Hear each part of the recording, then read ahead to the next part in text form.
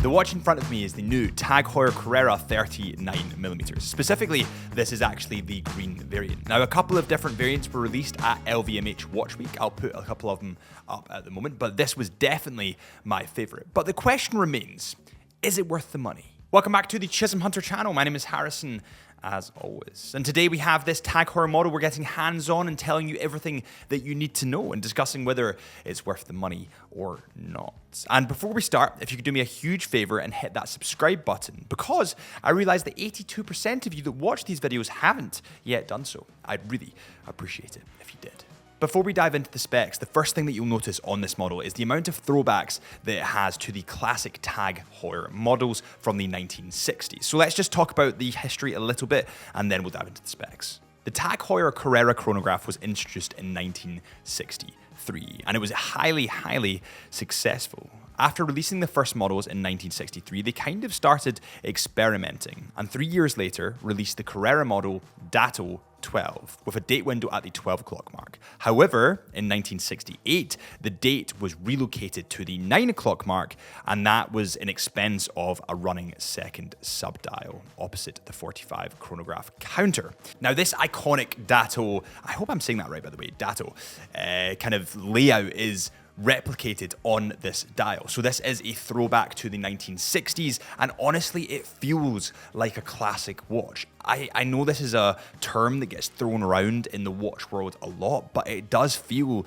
like a modern classic.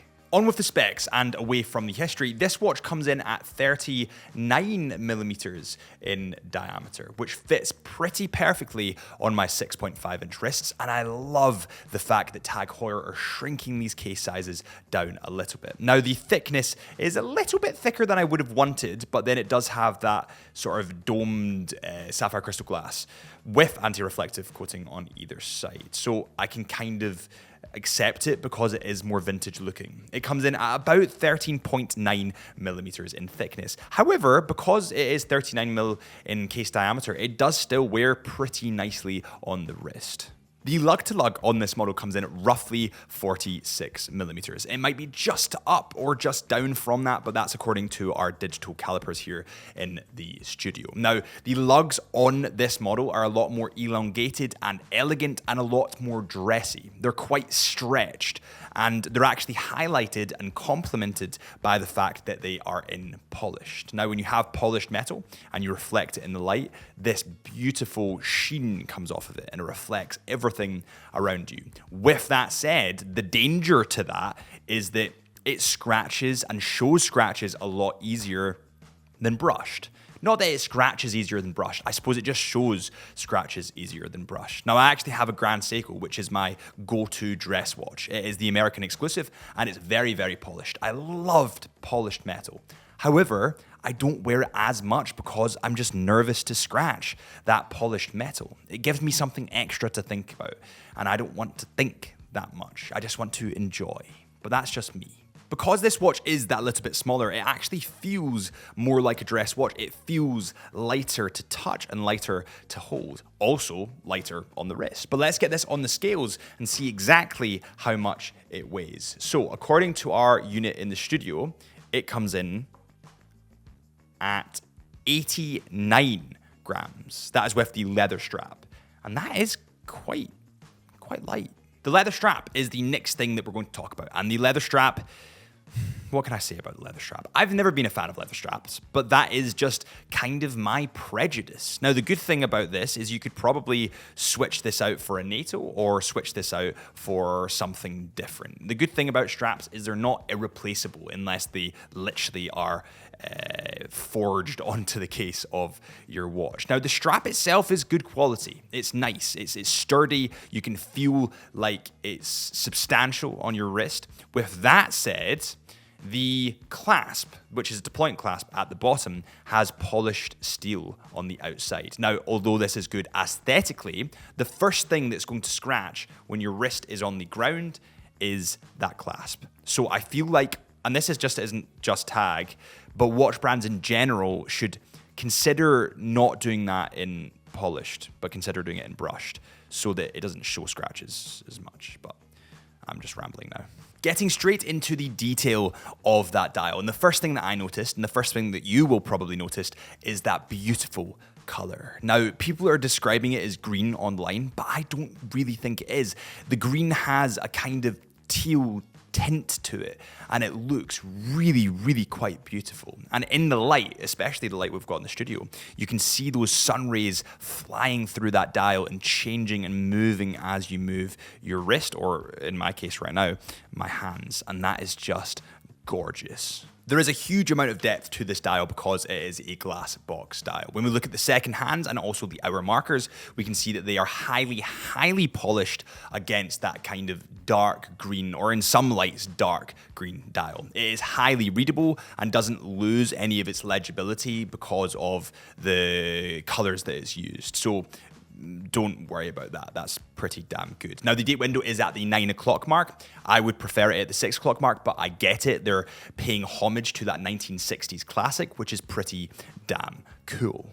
On the 3 o'clock mark on this dial, you actually have a 30-minute counter. Now, based on the light you reflect it in and how you look at it, it looks honestly stunning. It adds so much depth because the outer circle is slightly raised against that dial. Also, if you look really closely, you can see it's almost in a really slightly different shade and texture of that kind of aqua-y green that they've used. And honestly, it's stunning. Around the outside of the dial, above the hour markers, is the 60-second counter. And because this is a chrono model, you can start and stop with the top pusher and flick it back with the bottom pusher. And this was used to time cars back in the day, which is quite a cool touch. And honestly, I could play with this all day. By the way, before we go on to the pushers, the crown, and also the movement, if you do like what you see here, or like TAG in general, remember that Chisholm Hunter are official stockists of TAG Heuer models. Head to chisholmhunter.co.uk. That's chisholmhunter.co.uk. I love the way that TAG have designed the pushers on this model. Now, some chrono models have the pushers, screw down pushers. Now, I know why they do this, but I don't like that design. It makes it fiddly and, oh, I'm going to time something, wait until I unscrew the pusher. Whereas this, you're off. And that's just so, so cool. And even that click, I'm going to, wait. It's just so nice, and it's something that only TAG seem to smash. What you'll notice on the crown of this watch is when you pull it out once, a tiny little bit, and then go upwards with it, never go backwards, it will change the date. Whereas if you go out twice and then move it, it will change the time. When we flip this watch around, we can see that it has an open case back, revealing the beautiful movement, revealing the engine of this watch. The movement in this model is the Caliber TH20-02, which is an in-house automatic movement integrated chronograph, and it has a column wheel and a vertical clutch. It beats it 28,800 vibrations per hour and has an 80-hour power reserve. On top of that, it actually has 33 joules. This model, as a full package, comes in at £6,000.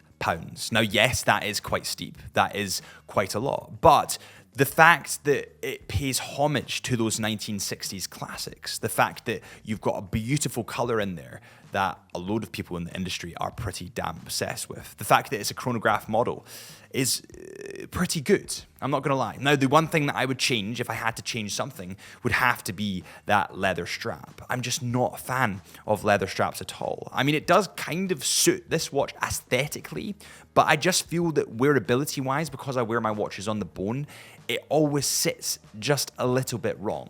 Is this watch worth the money? Yes, I think it is. I'm a huge fan of TAG. I think that what TAG have done for the watch industry in terms of getting new clientele, young clientele into luxury watches is brilliant. But that leather strap, we need to sort that.